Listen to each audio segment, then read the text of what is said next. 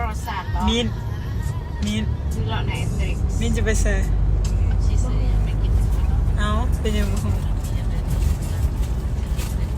บ้ามาแล้วแม่ลูกไปนะไม่เคยไม่ได้ว่าขึ้นบอกว่าลูกไปจริงอันนี้มีนไทยแขงเวียงจันทร์มาเวียงจันทร์แล้วก็บางทีแบบมีมู่มีคู่เรียนเรื่องของไม่ใส่ไม่ใส่ไม่ใส่เลย เด็กไปตลาดโพสันพิสมินจะซื้ออย่างเดียวไปซื้อลิฟต์อยู่ตลาดปอสามพิษตลาดปอสามพิษหมายถึงใครพักเด้อลิฟต์กดแม่มันอาทิตย์หน้ามินจะไปใส่เป็นลืมซื้อเครื่องคนนี้ตะกี้ไปให้อย่างไปรอไปเที่ยวก่อนเข้าเฮียนวะมีเงินเท่าใด30 บาทผู้เดียวให้พ่อจิได้ยัง30 บาทข้ามครัวยังบ่ได้30 บาทบอกขออีกบอกว่าพอ30 บาทบอกพอ3,000ว่าสิแล้วพอโอ้ยสิพามินนางมึนไปตลาดปอสันพิษ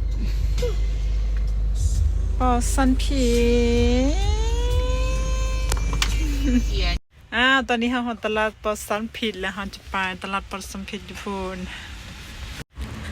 ตลาดปอสันพิษอยู่ไอเต็กเห็นนั่นกระเจ้าว่าน่าจะมีวันเสาร์กับวันพุธประมาณนี้แหละ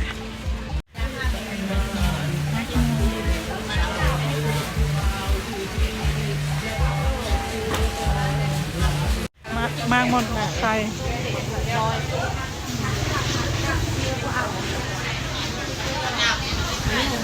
ขายจังไหน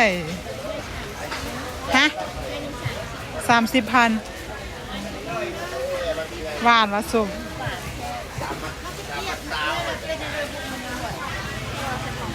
โลหะแดง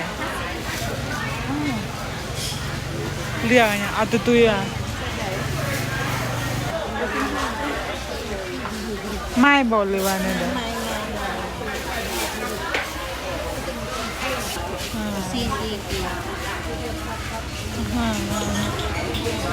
สร้างเบิ้ง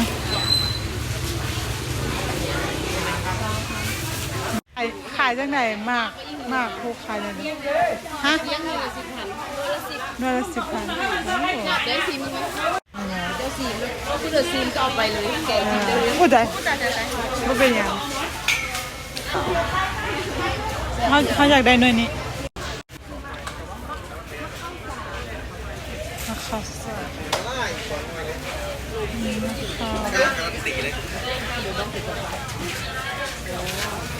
เอาไปเฮ็ดยังกินเอาไปเฮ็ดยังเขาถามเดียวกันฮะไปนึ่งใส่ข้าวเอาไปนึ่งใส่ข้าวก็ไปผสมสีอาหารแบบคืออย่างขนมเผ็ดขนมข้าวมันเป็นข้าวเป็นสีแดงข้าวจะเป็นสีแดงข้าวจะเป็นสีส้มแล้วรสชาติมันจะเป็นยังไงมันก็เป็นมันอ๋อบ่มีกลิ่นแก้นมันดิแก้นมันจะเป็นสีดำถ้าต้องเอาแก้นมันออกก่อนว่ะถ้าเอาตัวเอาทางไว้สีแดงเอาอันนี้มันสีแดงอ๋อเราแก้นมันออกเนาะแล้วก็นึ่งใส่ข้าวเนาะจะเป็นมันนะสีดาโลเท่าไหร่มาสีดาสีเมืองเสียบมีซิมได้สีไล่สีแดงสีไล่ยามนี้เนาะมันต้องเป็นยามนั้นได้ละมีนวดล่ะสมองว่ะโอ้คาดูยามบอกว่าคาดู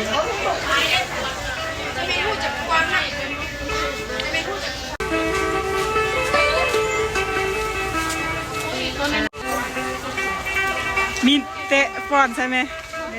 ฟอนไหมเดเพิ่นตาเพิ่นนั่น ตาเพิ่นบ่เห็นก่อน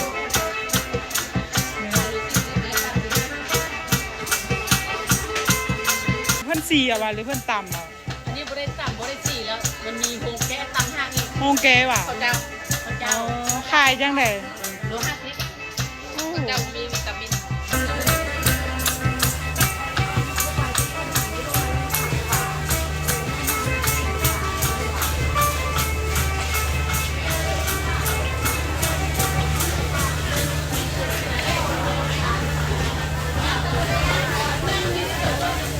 โอ้มัสซิดา